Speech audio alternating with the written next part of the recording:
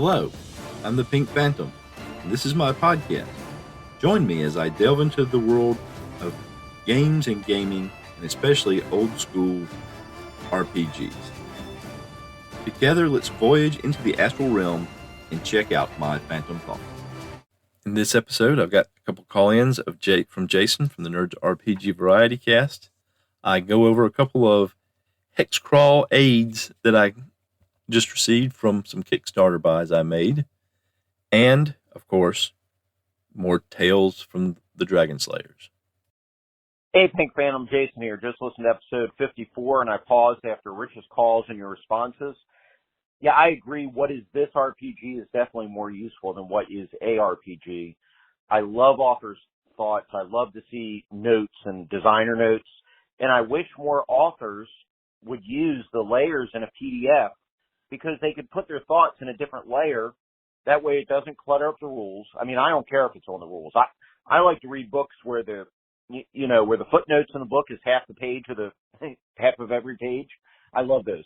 But there are some people who don't want to read footnotes, and there are some people who don't want to read designer thoughts.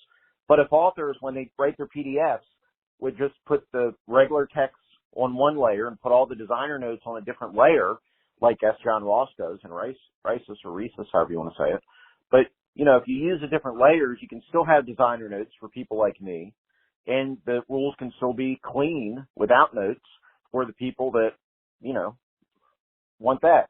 So, yeah, I wish more games had designer notes and author thoughts. I love seeing what the author thinks and hearing their opinions. And, it's like when you watch Highlander and Highlander 2, and the director, who I should look it up, but I'm in the middle of a phone call, so I can't look it up. But, the director never understood why people thought he made a mistake and why people were angry when in Highlander 2, they're aliens from a different world. So, that's fascinating. Without designer notes, you'll never know things like that. Okay, the other thing Rich talked about was the lion attack, and then you kind of were talking. And I think one attack roll and everything hitting is a little bit much, but there are a lot of monsters where, like, both claw hits, they automatically do a bear hug. Or if both claws hit, they automatically do something like that. So I think that I like that mechanic where, if the creature hits with both attacks, then a third attack automatically happens. I do like that mechanic. I think rolling one hit and then you're rolling to hit once and then just all their attacks hitting, I'm not as much in favor of that. Okay, I'll have to listen to the rest of the episode. Yeah, that bit with the lions, that was just a mistake on my part. I guess just used to running one attack roll for the party. I was just thinking one attack roll for the monster. I don't know exactly what I was thinking. I realized I messed it up later. I messed up some other stuff too. But yeah, designer notes, coming from sort of the historical wargaming, board gaming, hobby perspective, I've always liked designer notes because they always give you an idea into what the designer was thinking. In the case of the historical games, a little background that maybe you didn't already have about the battle and the forces and the generals and stuff. But I think something like that for role-playing games is very useful, especially because role-playing games, there can be so many different ways to do a role-playing game, so many different settings, whether it's ancient or modern or far future or speculative future or alternative history or, something with magic in it, something with a lot of technology in it, post-apocalypse, all that stuff. And that's what Appendix N is, right? I mean, that's designer notes from Gary Gygax about, hey, this is what was in my head when I was putting all this together. And that's maybe the most famous designer notes in RPGs and maybe of any designer notes. Appendix N. You just say Appendix N and people who have been in the hobby a while know exactly what you're talking about.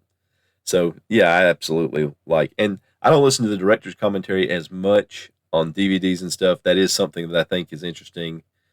The transition from DVD centric content to, where now a lot of stuff is just streamed and you don't see as much as that. I mean, I think I've seen it available to have commentary and stuff like that, but you don't see that as much. And it's, just one of those added facets. It's you kind of miss it if you don't have it, even if you don't use it a lot like I do. It's always interesting to hear the frame of mind of the people who create things, what they're thinking when they're creating. So thank you for that call. Hey, Jason here. So having finished all of your prompts, I went through and listened to your show that you released that has all of them together. I really like how it ties in with the story. I really like what you're doing with this mini campaign, and I'm looking forward to seeing how it progresses. So great way to handle RPG a day. Very inventive, and yeah, very cool.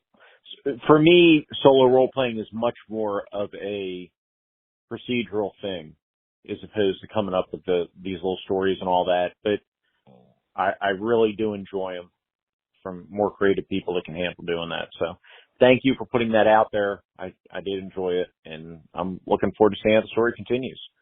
Take care, and I'll talk to you soon. Thank you, Jason. It really was a good way to sort of develop the campaign world without worrying about as much about the numbers and mechanics and stuff. I ended up generating. I kind of went back to the little notebook I had where I was just writing all the stuff down as I did it, the little story points, story bits, and I generated like I think it was 18 or 20 new or fleshed out existing characters. Maybe gave names to somebody I'd mentioned before that didn't have a name. I named a few locations. I named a magic item or two. And so it really helped kind of build the world without worrying about, well, how did the numbers fit in and everything. And it was able to tie things together. There was a little tie here, a little tie there to what already happened without it getting cumbersome. And so it really helped me a lot. And I'm glad that you enjoyed the stories as well. I don't think I had intended them to be quite as tightly tied in to where if you hadn't heard the episodes, maybe it wouldn't make as much sense. I hope it made sense for anybody that tuned in that didn't know anything about it and maybe led them to want to go back and listen to some older episodes. But it was a lot of fun, and I think it really was useful for me from developing the campaign perspective. I just want to take a few minutes to talk about a couple of Kickstarter products that I received about the same time, and oddly enough, they're essentially about the same thing. It's about essentially hex crawls, creating hex crawls. One of these is a deck of cards called Hex Dek, with Dek spelled DEK. It's from Philip Reed. I believe he goes by Philip Reed Games on Drive-Thru RPG. And you can get these cards as just a PDF or as physical cards from Drive-Thru RPG. From the box, it's a systemless fantasy RPG Hexcrawl cards for use with most role-playing games. Includes 50 double-sided Hexcrawl cards. And there's a few extra cards in there that kind of express what they're about. Each card includes a 7-hex minimap and a short description of one location on the front. And then on the back, you have a random encounter table and short descriptions of 1 or 2 points of interest on the card face. And then it also offers some suggestions on how you could use them. Dealing 2 or 3 cards to each player at the start of a session. Player selects one, and the GM will use them to toss into random encounters. Before a campaign begins, shuffle and deal all the cards to the party. Grab a sheet of blank hex paper and one by one player select cards, and the GM sketches them onto the hex paper. When stuck for an idea, the GM draws a random card and improvises the evening's entertainment. So, just a little small blips to sort of inspire you. The hex maps are pretty good. I like them. They're a little stylized, a little. I use the term cartoony. That's seems kind of demeaning. I don't like that term, but that's kind of what they are. They're simple enough with some detail added that you can tell what they are. They're in color, so you can tell this is water, this is mountains, this is desert, this is hills, this is forest, things like that. And it's exactly what it describes. It's got a couple of the hexes will have a number beside them, a 1 or a 1 or a 2 on most of the cards, and on the front there'll be a brief description of just sort of the general area. It shows 7 hexes put together in a bigger hex, and a general description of the area. And then on the back, more specifics, what's number one, what's number two, and what kind of random encounters you can run across. So just a very quick little way if you need to generate some terrain, some encounters, some locations, and if you have some ideas, but you want more into a given section of your map, you can add it in, and there you go, Hex Dek. The other item is the Hexcrawl Toolkit from Games Omnivorous. They also have a drive-through RPG page. They have an itch.io page. They have their own page. These are large, 2 and 5/8 inch across, 1.5 inch along each edge hexes made of cardboard. Sort of that thick cardboard that's a little laminated on top. There are 150 in this kit from several different, they call them biomes. I call them terrain types, but they call them biomes. Pastoral, desert, ocean, forest, jungle, swamp, mountain, steppes, and weird. There's only 6 of the weird. There's 18 of each of the others. The backside is kind of a generic, that type of generic terrain, and then you flip it over the other side, and there's something specific on there. Something to inspire you, some kind of drawing, some kind of location, some kind of building, some kind of structure, or some sort of something else just to inspire you. For example, the weird hexes, one of them on one side has a monolith, like from 2001. One of them has essentially what looks like a arcane version of a Stargate from the Stargate movie or Stargate television series. The weird hexes do have something different on each side. They don't just have like a generic side where you mix them in. They also have some tokens. They have some long blue cardboard, wooden rectangles, basically, so that as you set up your hexes, you can put them along the edges to simulate a river.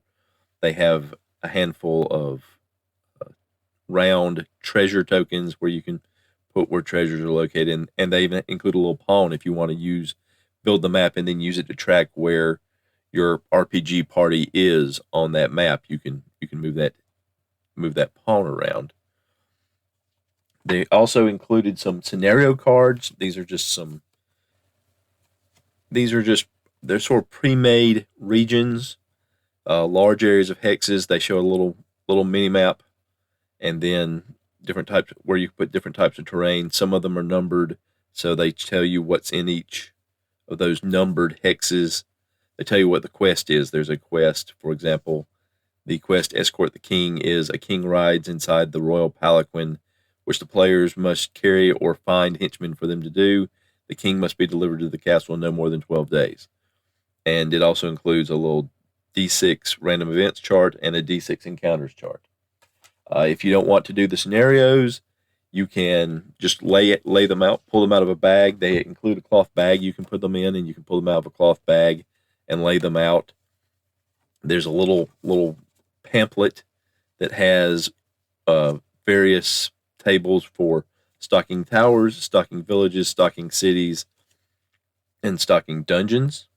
That's incredibly useful. It's just a small little thing.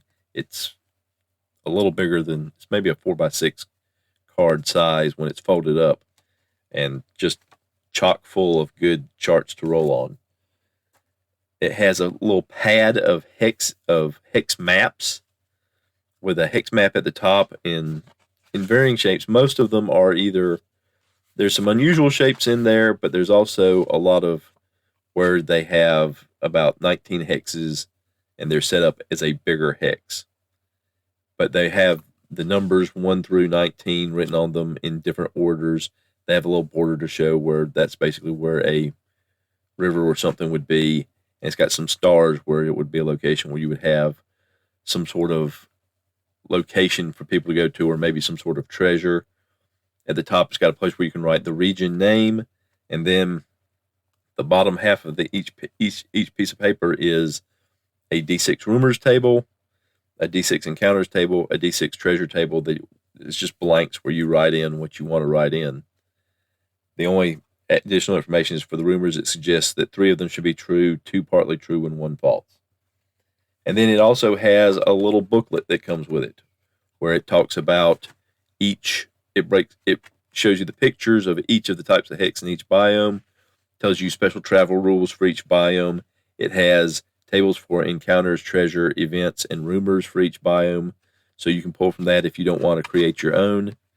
And at the back it tells you here are the different ways you can use it: the random region using the pads, the quest scenarios using the quest cards, hex in a bag, just drawing the hexes out and creating your own, and uncharted lands where you take 30 tiles of your choice, all of which with locations, arrange them to create the map of your liking. So some suggestions to get you started, but nothing concrete, nothing to set you in, not a serious set of rules that you have to do it this way, but a way to fire your imagination. And if you don't need your imagination fired, you got that blank pad where you can just go to town and create everything on your own, but you've got the hexes to inspire you to draw from and to lay out on the table for members of your group. So 2 ways to generate Hexcrawl terrain: the Hex Dek, simple group of cards from Philip Reed Games, and the Hexcrawl Toolbox from Games Omnivorous. I will say that right now it does not appear that the Hexcrawl Toolbox is quite up for sale yet on any of its locations. They do have some other hex-based products. These seem to be more specific settings in that same format where they have the large hexes in a bag to draw from and everything. It's supposed to include GM screens with different rumor tables and everything. So it's a little more specific. It's more like doing it the one way, the quest scenario, the quest scenario or hex in a bag way maybe combined, instead of having a little more flexibility. But they look interesting. It may be something I order as well. But the Kickstarter just concluded not that long ago. There was also a digital version. There's a digital version of the Hex Dek card deck, like I said. There was a digital version that I got with the Hexcrawl Toolbox as well. So hopefully these will be out soon. I'm going to put the links to all their various pages, so if that's something you're interested in, you can keep an eye on it. And it looks fantastic, and I hope to get some good use out of it soon. And if things go well, I'll let you know how they go. So 2 ways to generate some Hexcrawl goodness for you today. And now, more from my solo AD&D RPG campaign, Tales of the Dragon Slayers. The party follows the blood trail into the secret door that they know about, and down what they believe is now a corridor and not simply a 10-foot by 30-foot space that they believed was a room but now believe is a corridor. At the end of the corridor, they have Bernie looking for secret doors, and with a roll of 2, he finds one. They prepare themselves. He opens it up, and they find themselves facing 7 orcs armed with battle axes. So we're going to roll surprise. The orcs on a 5 do not surprise the party. The party on a 6 does not surprise the orcs. So now we will roll initiative. 5 for the party, 5 for the orcs. It'll be simultaneous. This space is also 10 feet by 30 feet. So were the orcs just entering it? Were they exiting it? Or were they about to open the secret door themselves? On a 1 or a 2, they were just entering it. They're at the far end of the room. On a 3 or a 4, they're exiting it. They had their backs turned. They're somewhere in the middle or toward the back end. And on a 5 or 6, they're about to open the door. They're facing the party. And on a 2, they were just entering. So the party is able to get in, and since they're able to get 3 abreast, they will have Sir Gus, Bernie, and Sven on the front row, with Edgar and Cudgel at the back. And the orcs will be attempting to push forward and attack. So we're going to roll. So one orc attempts to attack Sir Gus. Because of his high armor class and because of the -5 weapon versus armor adjustment from the, well, actually, it didn't even take the adjustment. Because of his high armor class and the protection from evil aura he emits, Sir Gus, effectively, they need a 21 to hit him. That's not possible because their weapon versus armor adjustment is -5. But we're going to roll anyway just to see what he rolls. He rolls a 16. That would have been good against some of the others, perhaps. Now we'll have someone roll against Bernie. Their weapon versus armor against him is 0. They need a 20 to hit. And they roll a 19, just short. Finally, against Finn, they have a -2 on their weapon versus armor adjustment. They need a 19 to hit, so they can't hit him, but we're going to roll just to see. And that's a 2. So now they will. The party will also strike. Sir Gus needs a 14 to hit. Everybody but Cudgel needs a 14 to hit. Cudgel will need a 15 to hit.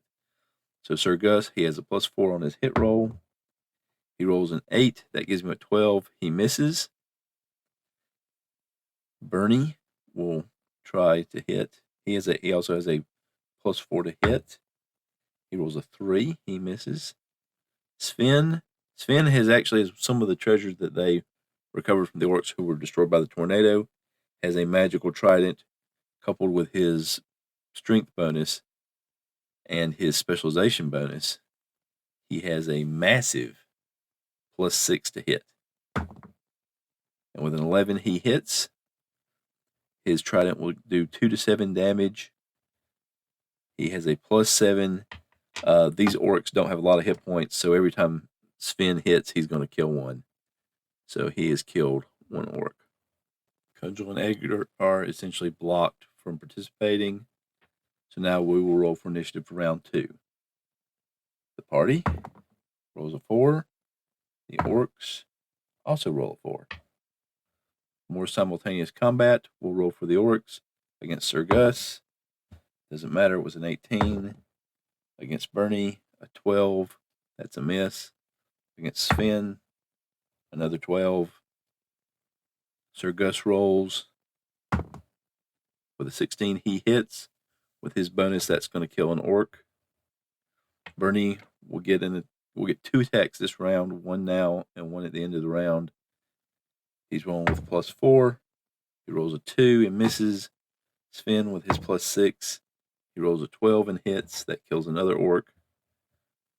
And then Bernie gets his second swing, and he rolls a 3. Bernie not rolling well here. So now with half the orcs, almost, well, not quite half the orcs, but more than 25% of the orcs have been killed. So they're going to do a morale check here. Well, first we need to roll initiative to see if they win initiative and roll morale first. All right, the orcs roll a 1. The party rolls a 3. So the party gets to go first. Sir Gus with an 18 hits. That's another dead orc. Bernie with a 7 misses. Just barely. He has a +4. So it was a few off.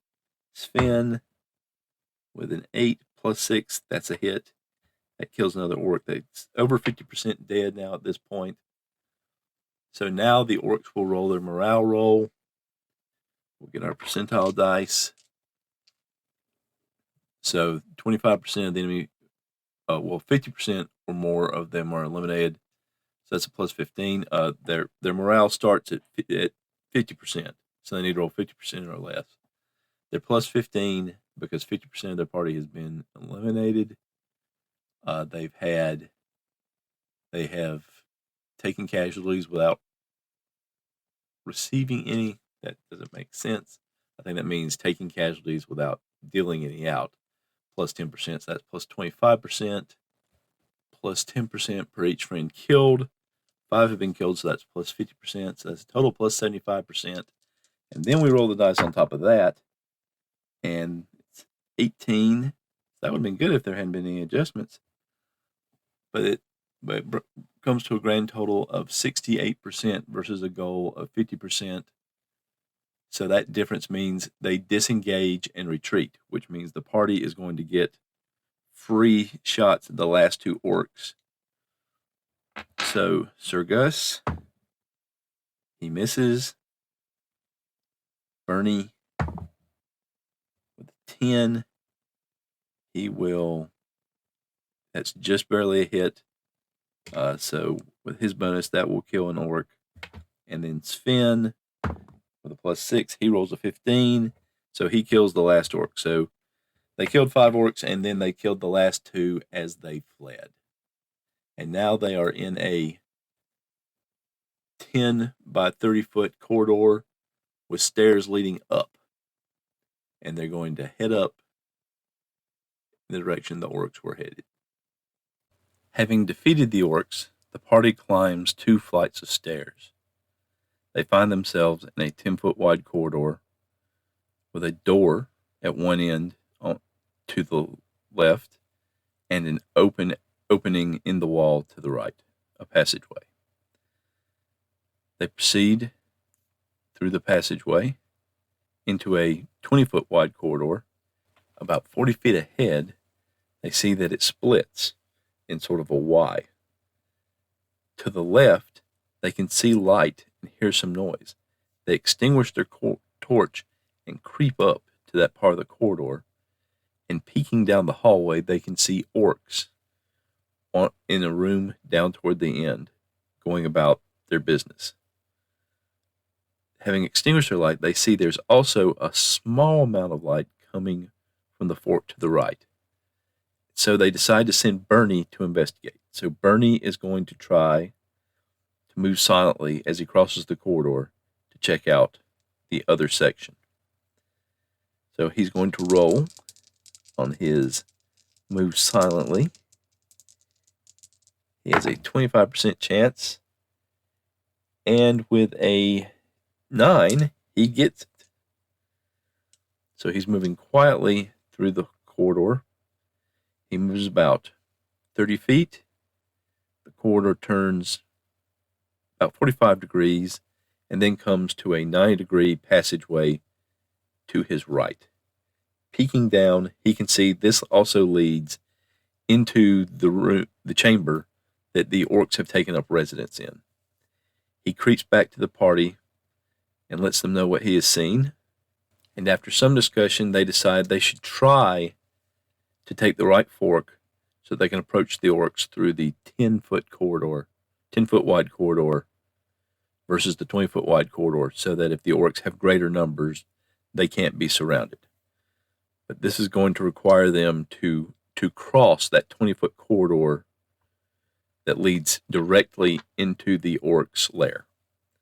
So I'm going to roll a d6 for each party member to see if the orcs notice that the party is sneaking by. Maybe they make some noise, maybe an orc looks up. I'm going to give them a 1 in 6 chance. For Bernie, I'm going to roll on his hide in shadows and move silently again. So hide in shadows, he's got a 20% chance.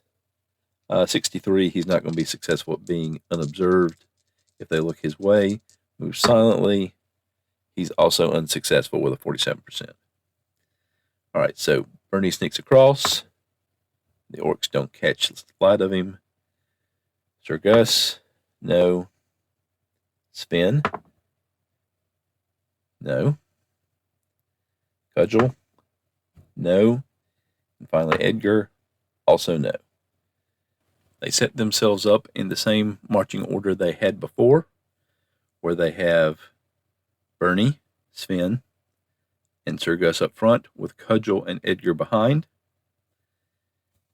And so now we will roll for surprise. They know the orcs are there, so I'm going to say the party can't be surprised, but we will roll dice for both to see if there's any surprise segments. So, does the party surprise the orcs? I roll a 6, they don't. And the orcs also rolled a 4, so no surprise there. So the party comes down the corridor, the orcs spot them, and battle ensues. The opening music of this podcast is Strength of the Titans, and the closing music is Late Night Radio, both by Kevin MacLeod of Incompetech.com, licensed under Creative Commons by Attribution 4.0 license. Thank you for listening to Phantom Thoughts. I would love to hear your feedback. You don't have to be part of the show. If you want to contact me and let me know, hey, these are for your eyes only. I just wanted to give you thoughts, ideas, response, and it's really for your eyes or ears only. That's absolutely fine. I'd love to hear from you either way. So just let me know when you contact me, just I don't want to be part of the show. There are lots of different ways you can contact me. You can send me an email at phantomthoughtspodcast@gmail.com. And that can be a regular email, or you can attach an audio file to it. You can use the message button on my podcast site on podcasters.spotify.com/pod/show/phantom thoughts. You can contact me via my Google Voice number, 864-209-1441. You can contact me via SpeakPipe at www.speakpipe.com/phantom thoughts. You can contact me on Discord, The Pink Phantom. All this contact information is listed in the show notes of every episode. And thank you for those who call in. Thank you for those who don't call in. I appreciate you listening and hope you'll listen again next time. Until then, I hope you have a great day.